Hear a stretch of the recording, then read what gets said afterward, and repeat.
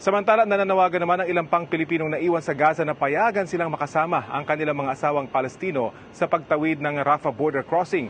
Pero sabi ng DFA, tila mahirap ang pag-apela para rito. Yan ang tinutukan ni JP Soriano, exclusive.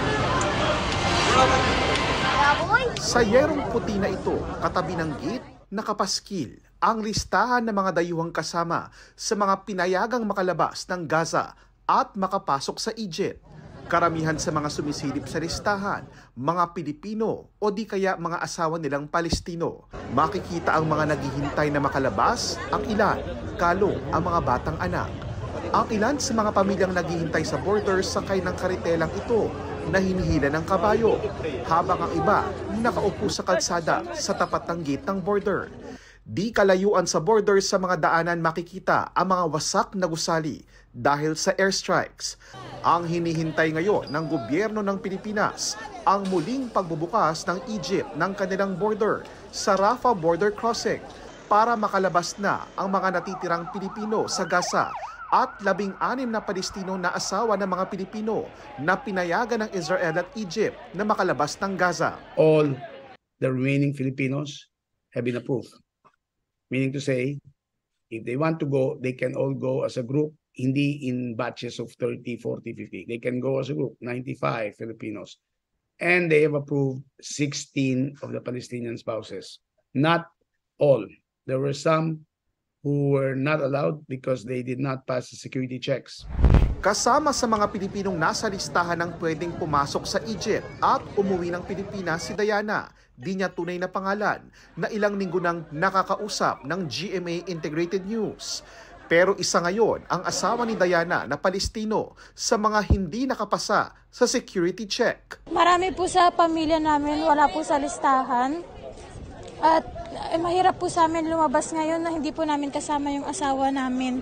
Sabi ni Diana, matagal na siya nakatira sa Pilipinas kasama ang Palestinong asawa at nagbakasyon lang sa Gaza nang abutan ng giyera ng Israel at Hamas. Sana po magawan po ng paraan dahil sobrang hirap na po ng buhay namin ngayon. Wala na po kaming pagkain, tubig. Kagaya ni Diana, isang Pilipina rin ang nasa border ngayon na nagsabing wala rin sa listahan ang kanyang Palestinong mister. Tulungan po kami na maisama ko ang asawa ko. Halos lahat po ng may asawa nakasama paglabas. Palagi po kami sa border tapos bumabalik din kami sa bahay. Pero ayon sa DFA, mahirap nang iapela pa ito. There are 22 left who have no security clearance. I think this is sensitive. This is private to the Israelis and the Egyptians. I think if there's an appeal, it should be the Palestinian government which makes an appeal.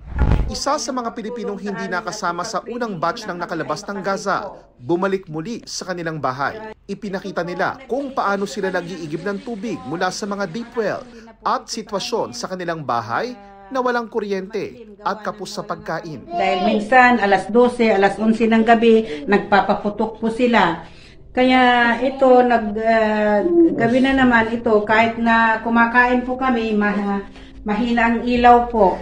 Ang ilaw na ginagamit po namin, ito po, battering maliit, itina-charge namin sa tanghali. Kaya sana po matulungan na ninyo po kaming lumabas para makaligtas na po kami. Gumagawa ng paraan ang DFA OMWA ngayon para makahanap ng masasakyan ang ilang Pilipinong wala pa sa Gaza-Rafah border. Para sa GMA Integrated News, JP Soriano, nakatutok 24 oras. Mga kapuso, samahan nyo kaming tumutok 24 oras. Bisitahin at mag-subscribe sa GMA Integrated News sa YouTube. Sa mga kapuso abroad, bisitahin ang GMA Pinoy TV at www.gmanews.tv.